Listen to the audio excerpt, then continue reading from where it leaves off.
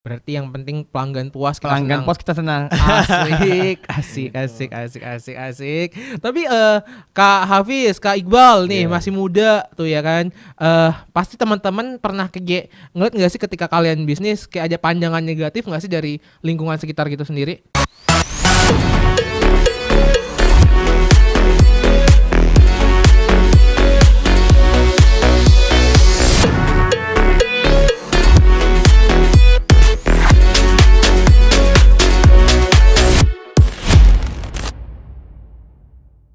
Halo teman Pro 2, balik lagi barengan sama Angga Labesa di podcast Pro 2 Tiada Hari Tanpa Karya. Balikan sama Angga Labesa tentunya ngobrol barengan sama orang-orang hebat nih ya. Tapi kali ini Angga bakal ngobrol sama teman-teman yang seumuran sama Angga, yang punya usaha juga. Walaupun gue gak punya usaha ya. It's okay, gak apa-apa. Udah ada Kak Hafiz dan juga Kak Iqbal. Ini owner dari Mie Aceh Atakana ya. Gimana kabarnya? Alhamdulillah sehat. Sehat. Angga sendiri sehat? Sehat ya. Jarang-jarang ditanya Angga sendiri sehat. Mentalnya enggak sehat. Aman.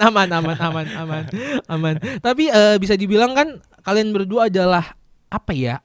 Orang-orang muda nih yang udah punya bisnis ya kan. Apalagi bisnis kuliner nih. Gimana ceritanya? Kok tiba-tiba jualan mie Aceh nih kan? Apalagi kalau kita nih anak muda biasanya jarang banget nih mau jual makanan tradisional kayak mie Aceh dan teman-temannya. Gimana ceritanya nih Kak Hafiz? Gini, sebelumnya gue mau ceritain dari awal dulu ya. Kenapa bisa dari awal banget boleh ya? Dari awal banget. Kenapa bisa dibuat mie Aceh Atakana gitu? Sebelumnya kan orang tua juga buka usaha souvenir sambordir ya. Itu di bidang tapis, tekstil lah jatuhnya. Itu jadi mikirnya gini, waktu itu ketika ada tamu lah berapa bus gitu kan. Kan kita kan harus memfasilitasi juga sopir dan tour guide-nya gitu kan. Untuk santai dan mungkin kayak ngopi segala macam. Kebetulan di toko itu nggak ada tempat santai karena ruko kan gitu. Beda sama tempat-tempat yang emang kalau oleh-oleh itu kan ada tempat santainya gitu kan. Jadi ya mikir gimana ya kita di tempatnya yang ruko gini harus ada tempat santainya gitu. Jadi timbullah mikir untuk tempat ngopi di lantai 2 dan sebelumnya lantai 2 itu kan emang gudang. Jadi mikir yaudahlah kita buat tempat tongkrongan aja di lantai 2 itu sekalian jadi multifungsi lah untuk santai, kru bus dan tour guide untuk nongkrong-nongkrong juga gitu. Jadi ya itu cikal bakal awalnya lah gitu. Itu awal mula mie Aceh Atakana ya? Iya, maksudnya kenapa buat mie Aceh Atakana itu karena itu dulu awalnya sih. Gue gak bisa. Kenapa, ada apa nih? Kak Iqbal mau nambahin nih. Kenapa nih? Ya benar.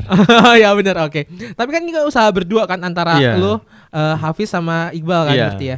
Ini usaha saudaraan berarti kan ya? Iya, adik kakak. Iya, fun fact mereka berdua adik kakak teman. Gimana nih usaha antara saudara nih dari Iqbal sendiri? Usaha antar saudara. Kalau kami ini memang apa namanya? Ya itu bagus sebenarnya karena kita itu saling membantu kan. Habis itu juga intinya apa namanya, kalau kita sendiri itu kita jangka panjangnya bisa goyang. Jadi kalau bareng-bareng itu semuanya jadi mudah walaupun itu apa namanya susah ya kan. Tapi berantem nggak sih? Itu normal. Kakak kan berantem ya kan. Itu pasti. Yang kakak siapa ini kalau betul? Iqbal. Iqbal. Itu normal ya kan. Tapi tetap usaha harus sukses kan itu dia. Ada nggak satu momen kayak kalian berdua tuh lagi kayak misu-misu berantem tapi lo harus dagang nih? Pernah nggak sih? Atau setiap hari kayak gitu? Pernah sih waktu itu. Waktu itu pernah bagian kan gue jatuhnya bagian produksinya ya, kayak produksi mie segala macam gitu. Jadi waktu itu emang lagi ya namanya juga adik abang kan, namanya juga pasti ada kayak berantem bacot itu pasti teman ada. Pro 2 Hafiz mulai ragu-ragu ngomong.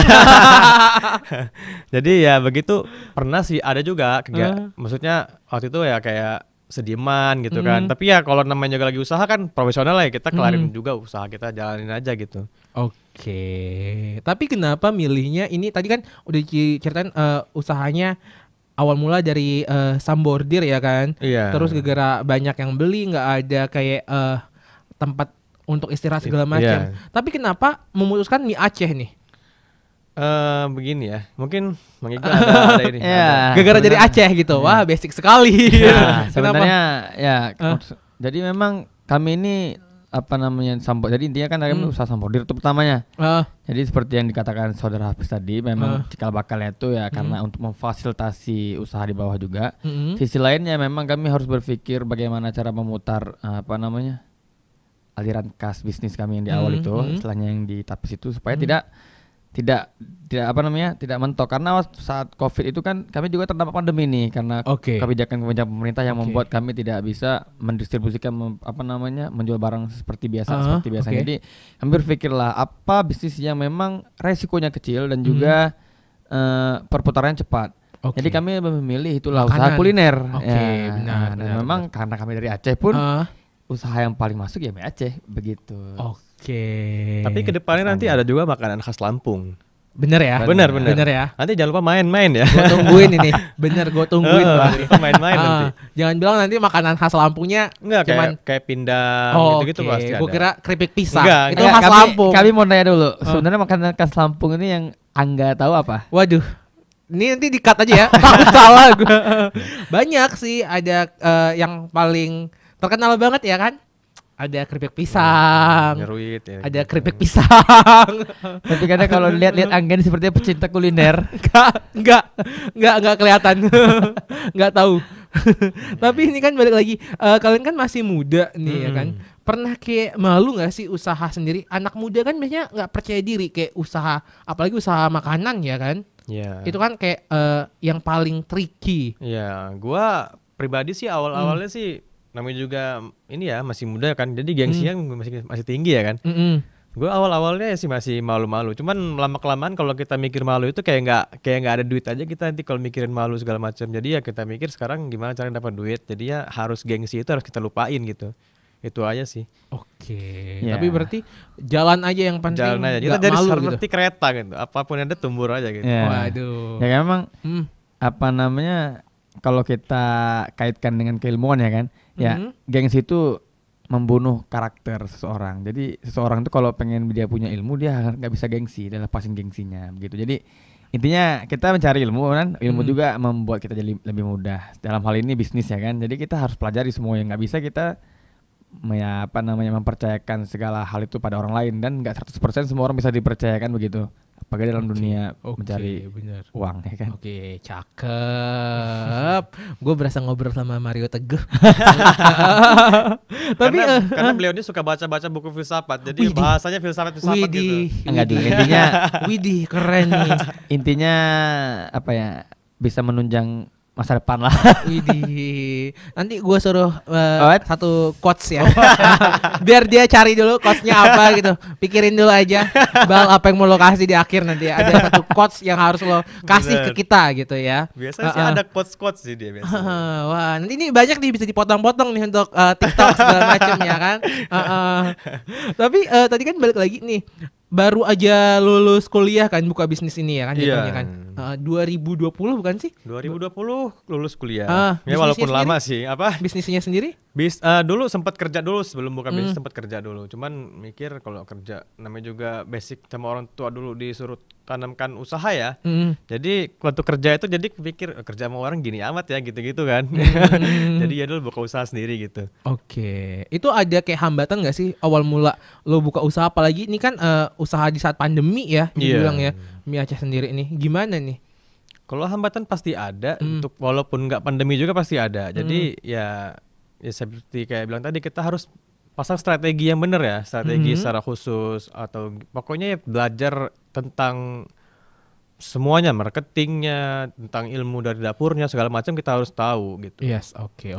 Nah memang dalam bisnis itu kita yang paling penting itu pertama kita harus tahu produk kita apa, target pasar kita siapa, dan bagaimana cara memberikan kepuasan kepada si pembeli dari produk kita. Begitu. Itu yang paling kunci. Berarti yang penting pelanggan puas kita senang. Asik. Tapi Kak Hafiz, Kak Iqbal nih masih muda tuh ya kan. Pasti teman-teman pernah ngeliat nggak sih ketika kalian bisnis kayak ada pandangan negatif nggak sih dari lingkungan sekitar gitu sendiri? Tahu sendiri kan, kita biasanya kalau di tongkrongan kalau lo bisnis dikit, apalagi bisnisnya nggak hype, kayak kenapa lo bisnis gitu kan. Walaupun tuh konteksnya bercanda gitu. Pernah nggak sih dapat konteks yang kayak negatif gitu?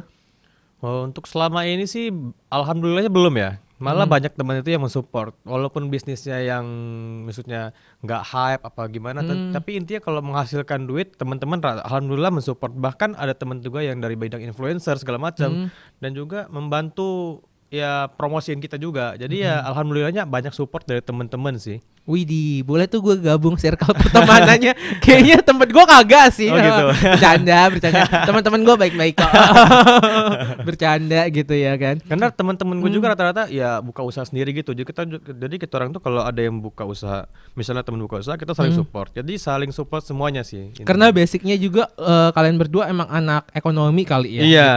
Gitu. Oke. Keren. Tapi kan kuliah ekonomi nih. Iya. Terus bisnis. Ada nggak sih yang menurut lo kayak berpengaruh banget nih gue kuliah ekonomi terus gue buka bisnis gitu? Apa tuh kayak ilmu apa yang paling lo dapetin ketika lo kuliah gitu? Itu pengaruh sekali karena misalnya bisnis kita ke ekonomi apalagi kami ini lebih ke spesifikasinya akuntansi ya. Iya. Jadi memang kalau dalam dunia akuntansi itu kita harus ekonomi kan sederhananya kita harus paham bagaimana kita mengeluarkan modal yang sedikit untuk mendapatkan keuntungan yang sebanyak-banyaknya. Ya. Wah. Jadi dalam hal ini sebenarnya sangat relevan lah ilmu yang udah kami pelajari. Contoh misalnya nih, kami itu keterbatasan dana. Jadi bagaimana kami bisa mengelola dana yang terbatas tersebut untuk tujuan membuka usaha ini dengan baik. Nah, itu kami harus berpikir bagaimana cara meminimalisir biaya yang pertama, kemudian bagaimana cara mencari inovasi untuk supaya produk kami ini laku di pasaran dan dapat bersaing. Kita tidak bisa mungkiri kan banyak juga kompetitor kita. Iya, Aceh banyak banget. Jadi apa kita bisa bersaing dari rasa atau bersaing dari harga, itu semua yang harus dipikirin. Jadi ilmu-ilmu yang pernah kami pelajari inilah yang istilahnya sangat membantu kami untuk bisa kami ini going concern, keberlangsungan usaha kami ini terus. Gitu. Sustainable lah istilahnya. Dengar teman Pro 2. Jadi ya nggak ada salahnya kok kamu buka bisnis gitu. Walaupun kamu udah kuliah nggak ada salahnya kamu buka bisnis ya kan. Kan kadang-kadang orang-orang pada mikir kalau lo udah punya gelar panjang, lo kalau buka bisnis ngapain gitu. Mendingan kerja gitu ya kan. Jangan salah loh. Walaupun banyak gelar gitu kita nggak tahu aja orang walaupun udah jadi pengusaha atau pejabat tinggi mereka juga punya bisnis. Iya. Cuman mereka hanya di topengnya aja sebagai pejabat. Di belakangnya juga banyak bisnisnya. Benar. Jadi jangan salah, jangan kita nggak menutup diri untuk bisnis ya kan. Iya.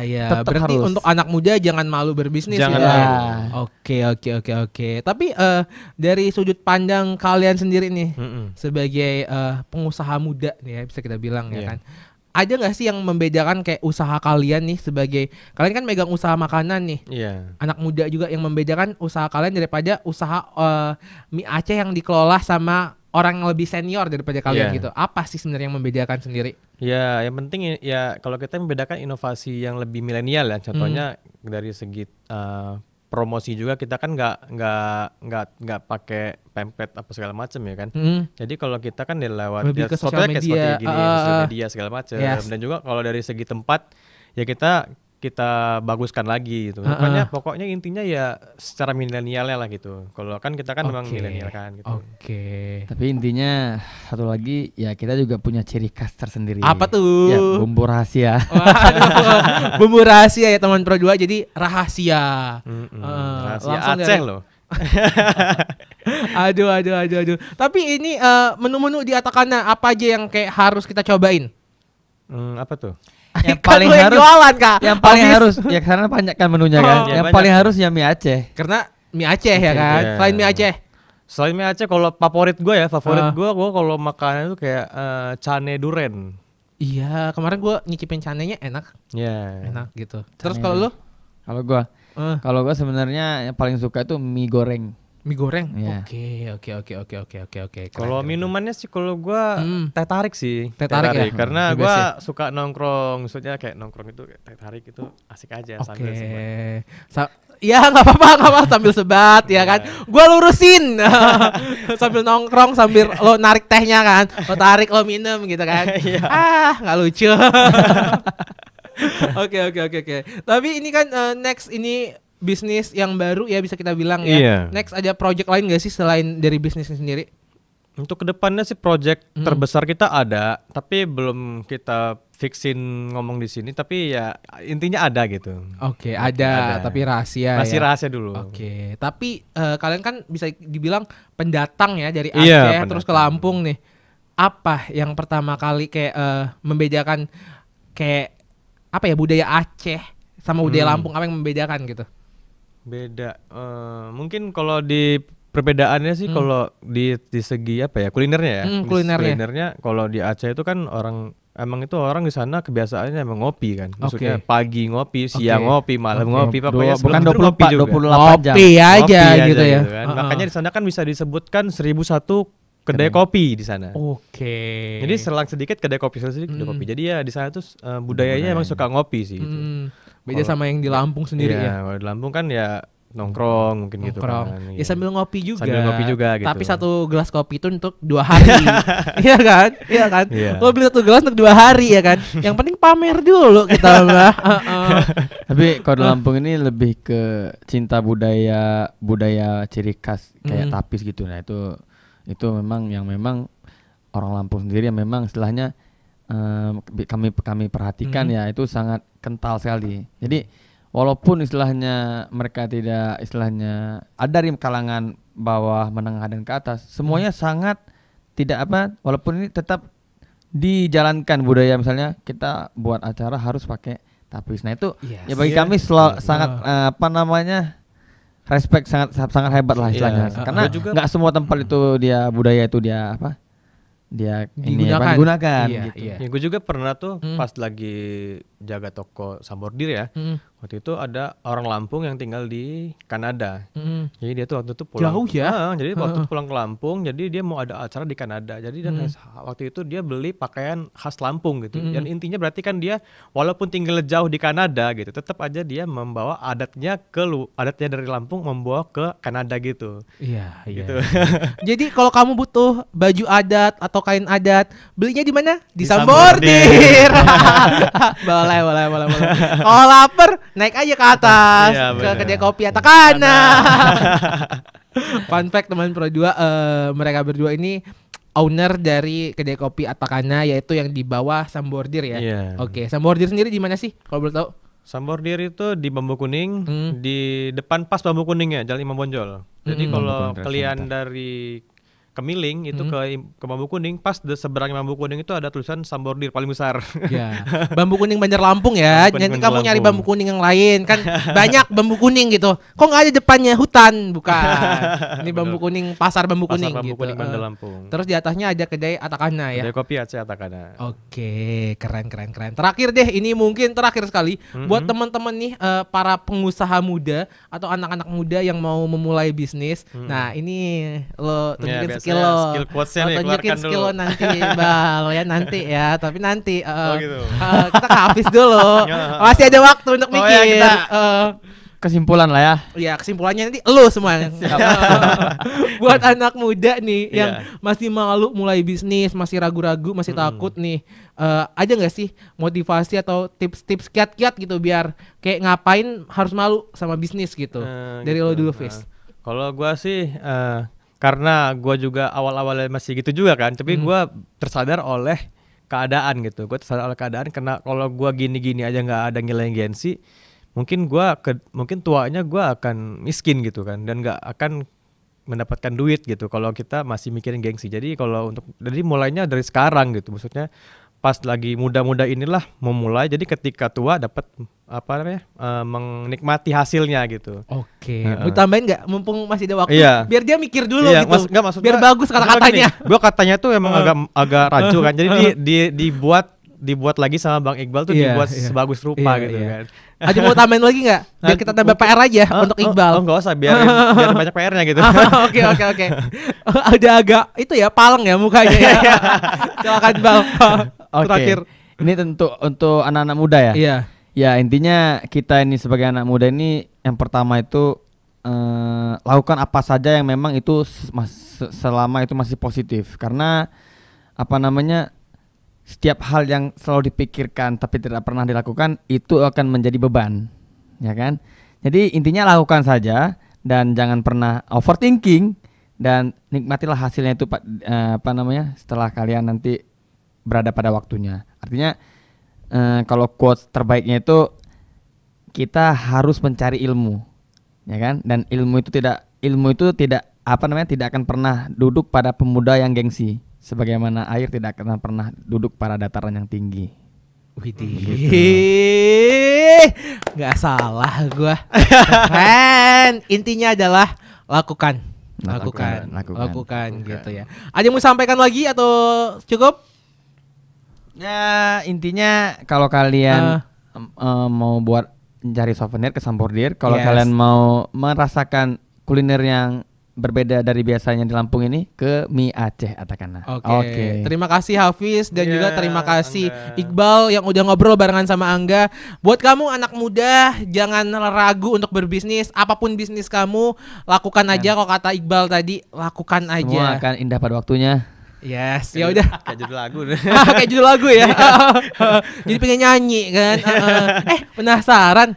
Gue penasaran, nggak apa-apa ya. Di stop dulu ya nih. Nanti kita closingnya. Penasaran. Lagu Aceh apa sih? Lagu Aceh. Mampus nggak lo? Mikir nggak lo lagu Aceh apa? Sabar. Soalnya gue kan gede di Lampung nih ya. Iya. Dan gue SMP doang di Aceh. Jadi ya apa lagu Aceh? Yang gue tahu. Kalau lagu apa nih? Lagu adat? Lagu bebas, lagu Aceh gitu. Yang kayak lu tahu. Gue fans Berge sih. Berge. Jadi artis apa ya? Kalau dibilang itu artis Aceh lah gitu. Oh gitu. Iya. Dan teman-teman gue juga tahu loh yang di sini tahu Berge itu tahu loh. Oke. Apa tuh lagunya? Banyak sih. Apa ya judulnya? Banyak sih soalnya. Oke. Bal apa Bal? Apa lagu Aceh? Kalau kita terlalu galau jadinya lagunya galau-galau. Apa? Ada tuh kayak Syaina Ranto ya kan. Habis itu Syatila itu lagu-lagu galau orang Aceh sih. Oke, wow, menarik sekali. Keren. Nanti dicek aja teman Pro 2 ya. Ya udah, Angga Labesa pamit, dan buat kamu yang mau nonton podcast yang lainnya dan yang seru-serunya, jangan lupa cek episode selanjutnya juga. Angga Labesa pamit and bye-bye teman Pro 2.